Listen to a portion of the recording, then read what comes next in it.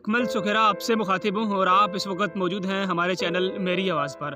ناظرین، آپ کا مشکور ہوں کہ آپ نے میری اس ویڈیو کے لیے وقت نکالا۔ ابھی تھوڑی دیر پہلے ایک خبر وائرل ہوئی کہ تحریک لبیک پاکستان کے مرکزی امیر حافظ سعد حسین رضوی کو گرفتار کر لیا گیا۔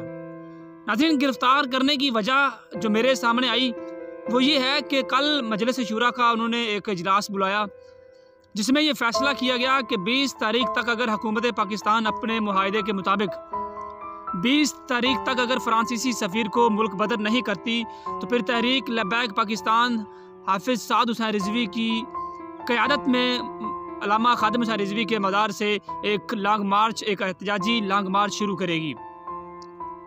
ناظرین، آج انہیں گرفتار کر لیا گیا۔ ایک بات جو مجھے سمجھ نہیں آتی وہ یہ ہے کہ یہاں اس ریاست مدینہ میں، اس نام نہاد ریاست مدینہ میں مسجد وزیر خان کے تقدس کو پامال کرنے والوں کو فل پروف سیکیورٹی دی جاتی ہے۔ عورت مارچ میں بغیرتی اور بے حیائی پھیلانے والوں کو فل پروف سیکیورٹی دی جاتی ہے، جبکہ پاکستان کی نظریاتی سرحدوں کی حفاظت کرنے والوں کو، ناموس رسالت کی بات کرنے والوں کو، ناموس رسالت پر پہرا دینے والوں کو پس زندان جانا پڑتا ہے، شیلنگ کا سامنا کرنا پڑتا ہے، آنسو گیس کا سامنا کرنا پڑتا ہے۔ ناظرین، یہ ہے وہ ریاست مدینہ کا عکس جسے آپ دیکھتے ہیں، جسے حکومت پاکستان اور وزیر اعظم پاکستان جناب عمران خان آپ اس قوم کو دکھاتے ہیں۔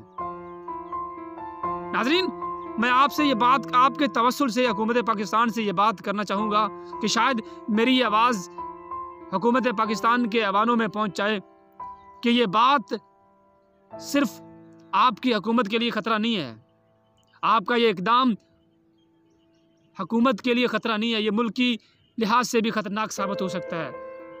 آپ کی ایک چھوٹی سی غلطی ملک کو پتہ نہیں کس نہج پر جا کے پہنچا سکتی ہے۔ عمران خان، اس بات پہ ذرا غور کیجئے گا۔ اور آپ کی کابینہ نے خود یہ فیصلہ کیا تھا اور معاہدے میں یہ بات لکھی ہوئی ہے کہ 20 تاریخ تک دونوں گروہوں میں کوئی بھی گروہ کوئی غلطی نہیں کرے گا، کوئی غلط بات نہیں کرے گا۔ اور آپ نے یہ بھی ضرور لکھا کہ تحریک لبیک کے کسی بھی کارکن کو، کسی بھی شخص کو گرفتار نہیں کیا جائے گا 20 تاریخ سے پہلے، اور اگر کوئی ایسا کرے گا تو پھر یہ معاہدہ ختم ہو جائے گا۔